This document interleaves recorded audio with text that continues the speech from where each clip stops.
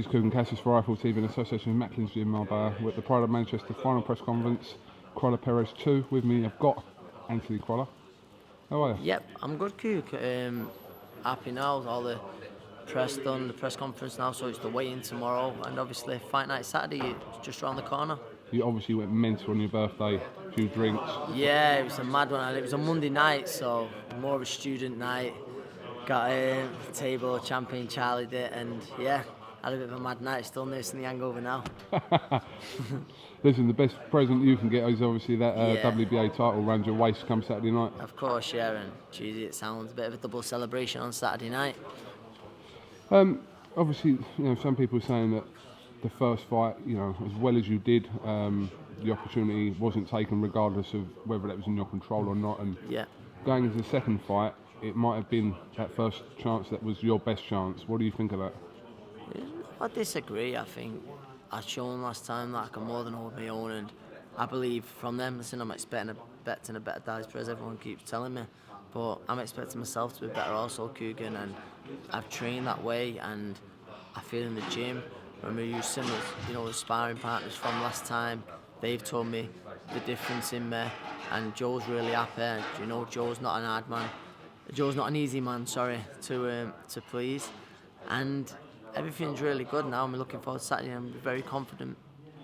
Obviously, judging from what happened in the first fight, and it's going to be irrelevant when you both step in the ring Saturday night anyway, but do you feel like you're going to have to go out there and stop him or knock him out rather than leave it to the judges? No, not at all. I've got faith in the judges. I say last time, I feel like they got it wrong along with most people, two of them, but some bad decisions happen in boxing, KUGAN. That wasn't the first, certainly wasn't the first, and it certainly won't be the last bad decision that happened since.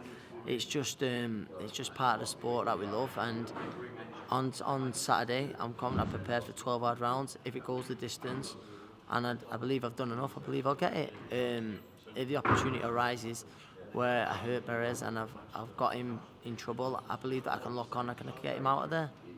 Carlos Perez has suddenly decided he doesn't like your trainer Joe Gallagher. I know it's not. Yeah, it's a strange one that, because not many people dislike Joe. He's a bit of a first. It's weird. I just looked over and I just saw him going like that. He just about annoys everyone, doesn't he? And he doesn't talk any English. No, I know he didn't even understand English, and he doesn't like Joe. But Joe's just, listen, people don't realise the biting and stuff like that. Joe loves all that. Yeah. Joe couldn't care less. It's and the Joe Gallagher show and all that. It's funny. Do you know what I mean? A lot of people don't get Joe. He's certainly one of a kind, Joe. But I think he's great. Like you say, he didn't get quite as warm of a reception as what he got in Belfast yesterday as what he did today. But yeah, Joe, he is, like, I think he put it right. He's going to be the pantomime villain in a Christmas play after the fight. It must have been a bit weird for you this week, because obviously this is your world title fight week, and it has kind of been a little bit overshadowed at the start of the week up until yesterday with the QUIGG-FRAMPTON stuff. And to be honest, I've not really. I've just enjoyed watching it, and not just saying it from it. I saw quite a few people saying it, the coverage that you guys have been putting out there. I've enjoyed watching it, and it's the best, isn't it? It's really good, Kig. Everyone's saying how good it is, and it's a brilliant thing that you're doing. So I've enjoyed watching it, and obviously Scott being a close mate as well. I'm super happy for him. What have you made of it all, though? I mean, I know you've been, It's honestly, I think knowing Scott, he's enjoyed a lot of it, and I think Scott's come across really well. Listen, I think it's great. I think Carl's played a great part too. He's give it Eddie and he's give it Joe. I don't know if Carl likes Joe either, actually. No, he doesn't. He's the second person then. He doesn't like Eddie or Joe. Quite clearly stated that. I think Eddie's took some of the heat off Joe then. But yeah, so Carl don't like Joe either. So there's two people. But I think it's been great. And like I say, Scott, I know Scott personally, he's enjoyed it all. And they've both had great support from the teams. And the turnout yesterday was fantastic in Belfast. Good turnout in Manchester on Tuesday. So everyone can't wait for it. My phone's going mad as well for tickets for that. I had a belter the other day. One lad who I've not heard from in years sends me a text saying now, Crolla, how are you, lad? This was only last week. Crolla, how are you, lad? Not saw you in a while. Anyway, can you get me 5 ring sides for QUIGG-FRAMPTON? It don't matter the money. Just let me know the price and I'll sort it. Anyway, when you fighting again? That's what do I say to that? Oh dear. I know. When are you fighting again? When we're fighting again, this was last week. But I'll, so Did you yeah. even respond to that, Anthony? I wasn't going to, but I just said, yeah, it's been a while. It's been a while. Please don't tell me I'm fighting next week in Manchester for a world title. You did write that, did you? Yeah, of course I did. I sort of said, I said, I probably will struggle getting you 5 ringside, so I'd try and get him from the box office or whatever. But yeah, I'm fighting for a world title, mate, next weekend.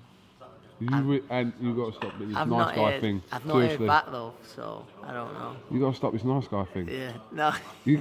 That's being too nice and being too polite. But yeah, so I don't know. Anyway, I think I'm going to struggle getting those 5. If you're watching, Jesus Christ. Yeah. Just a quick word on the other 2 world title fights involving Brits this weekend. Obviously, Martin Murray in Germany and Lee Haskins out in Las Vegas as well. It's obviously I see Martin quite a bit, and I'm really confident he can do it. Obviously, I've been in the corner with Paul Smith twice when he fought Arthur Abraham, and he's a very, very good fighter and a great world champion. I think Martin's got a great chance of doing it. I think Abraham, he is very strong and he's heavy-handed, but he can be lazy at times, and I think Martin's going to try and outbox him and outwork him, and he's got a great chance of doing it. And it's great, like you say, a lot of people seem to be forgetting about Lee Haskins, but he's served, he served his due in this game, and I'm delighted that he's getting his opportunity on such a big card on Cotto Canelo, and it's in a performance like last time, he's got a fantastic chance. Absolutely. Do you want the good news or the bad news? I'll start with the bad news. The bad news is Johnny Nelson is picking Perez to beat you. Do you want the good news? Yeah. He's always mostly wrong. So. I thought you was going to say that, but I just didn't want to say. Yeah, Johnny Nelson gets the things a lot wrong, so it could be an omen. Hopefully Johnny's got it wrong then again on Saturday. Johnny's got it wrong. Yeah. Anthony, listen, thank you very much for Eiffel TV, and we'll catch up with you over the weekend, alright? Best luck tomorrow with the weigh-in. Mate. Cheers, mate. Thank you.